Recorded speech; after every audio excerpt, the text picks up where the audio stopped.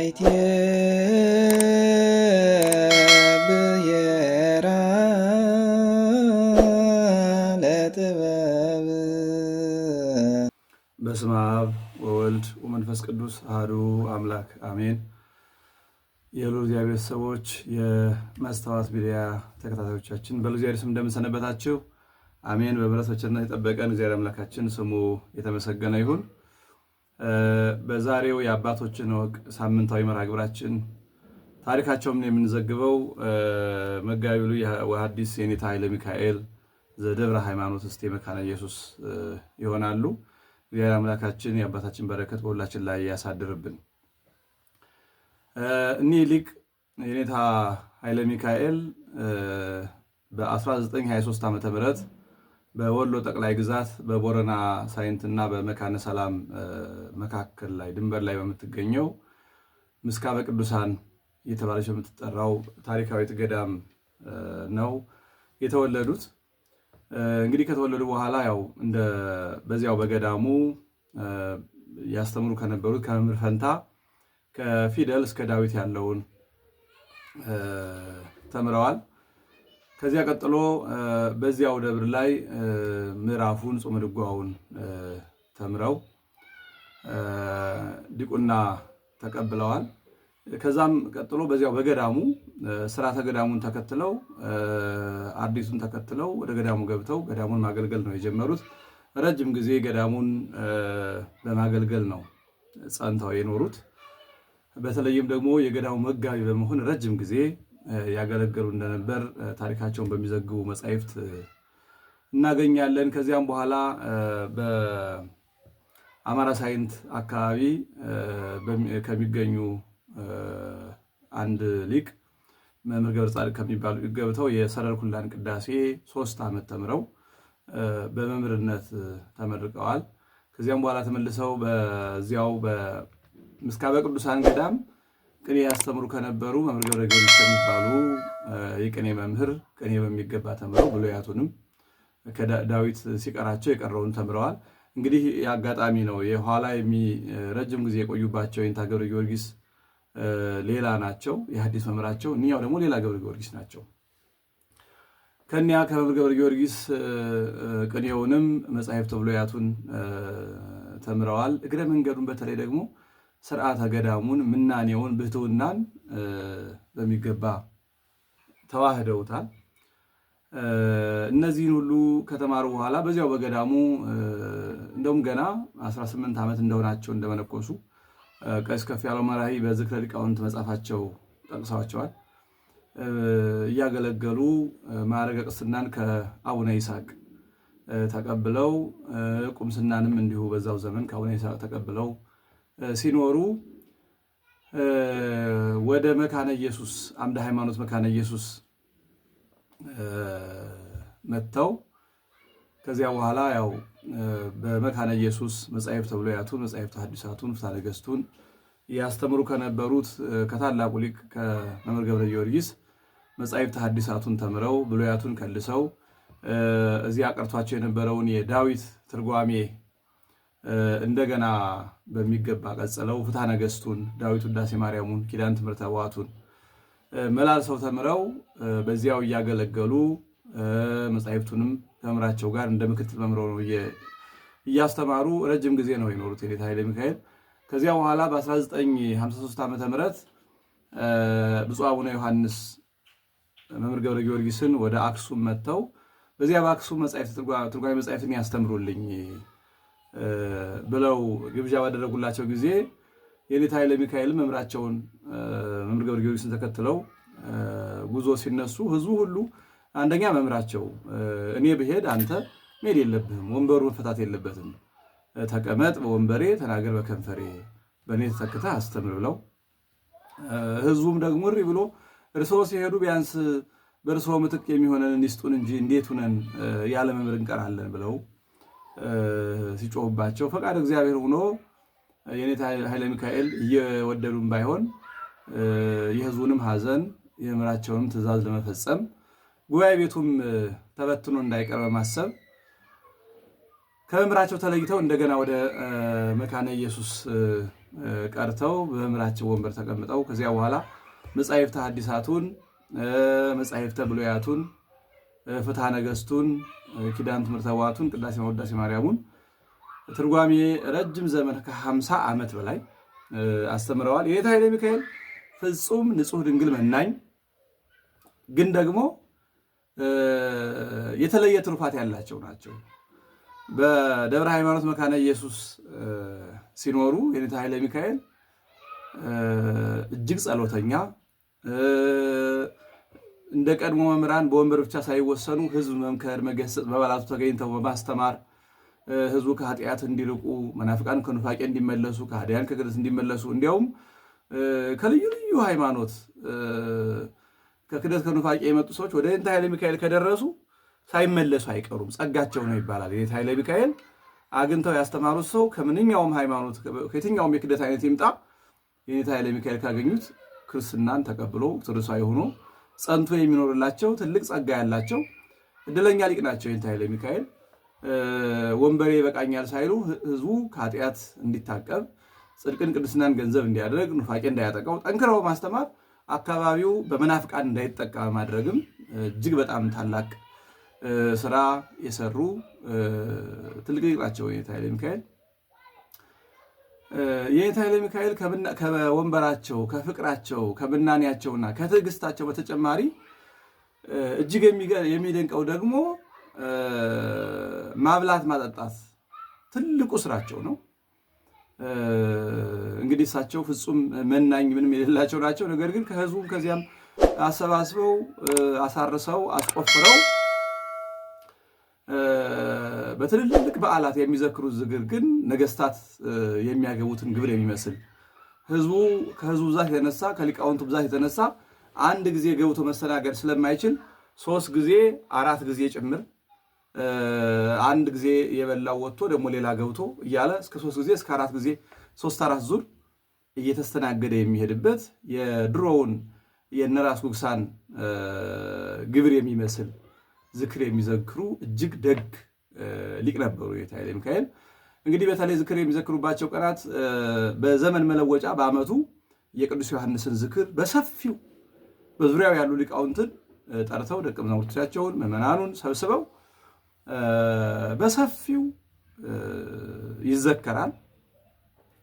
እንዲሁም ደግሞ እመቤታችን ጌታችን ልጇን ይዛ ከስደት በተመለሰችበት በኅዳር 6 ቀን በቁስቋም በተመሳሳይ መንገድ በሰፊው ይዘክራሉ የኔታ ኃይለ ሚካኤል።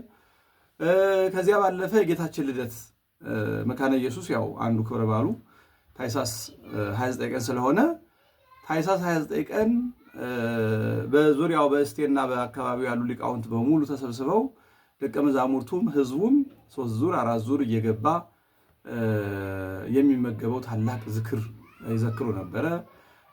የጥር መርቆሬዎስ፣ የጌታችን ትንሣኤ፣ እመቤታችን ፍልሰታ ሥጋዋ ትንሣኤ ማለት እነዚህ በሰፊው የሚዘክሩባቸው ናቸው። እነዚህ ዕለታት ሁሉም ሰው መጥቶ ተደስቶ ጠግቦ ብሉ ጠጡ ተብሎ ነው የሚስተናገደው። በጣም የሚገርመው ይህንን ሁሉ ዝክር ሲዘክሩ ጠላውን የሚጠምቁት እናቶች፣ ሴቶች አልነበሩ። አባ ኪዴ የሚባሉ ደግ ይህንን እንደ ገድል እንደ ትሩፋት የኔታ ኃይለ ሚካኤልን መርዳት በዚሁ በጉባኤ በትሩፋት ጸንቶ መኖርን እንደ ገድል እንደ ትሩፋት አድርገው ይዘው የሚኖሩ አባ ኪዴ የተባሉ ባህታዊ መናኝ እንደ ዋና ትሩፋት አድርገው ይዘውት ይኖሩ ነበር። ይሄንን እና ያን ሁሉ ቅድም የጠራናቸውንም ሌሎቹንም በዓላት ሲከበሩ የኔታ ኃይለ ሚካኤልን ጠላውን ጠንስሰው እንጀራውን ወጡን የሚያዘጋጁት ዋናው አዘጋጅ እኒህ አባ ኪዴ የሚባሉ ትልቅ መናኝ እንደነበሩ ይነገራል። ከዚያ ባለፈ በተለይ በወር በ29 ቀን ከሩቅ ቦታ በዙሪያው ያለው ሁሉ እስቴ መካነ ኢየሱስ መጥቶ መሳለም ትልቅ በረከት ስለሆነ መጥቶ ጦሙን እንዳይመለስ ዝክር ያስፈልጋል ብለው እሳቸው እኔም አንድ አባል ማህበርተኛ ሆናለሁ ብለው የባለ ጊዜ ጽዋ መስርተው በጣም ትልቅ ጽዋ መስርተው ከሩቅ የመጣ ሁሉ በልቶ ጠጥቶ ደስ ብሎት እንዲሄድ ያደርጋሉ። እንዲሁ በመባረክ ብቻ ሳይሆን እሳቸው ከአባላቱ አንዱ ሆነው በሚደርስባቸው ባለ ሳምንት ተብለው ተነስተው ተመርቀው ጽዋ ተረክበው በሚደርስባቸው ጊዜ እንደ ማንኛውም ተራ ማህበርተኛ ተራቸውን ዘክረው አራያ ሲያሳዩ የኖሩ ትልቅ ደግ ሊቅ ናቸው የኔታ ኃይለ ሚካኤል።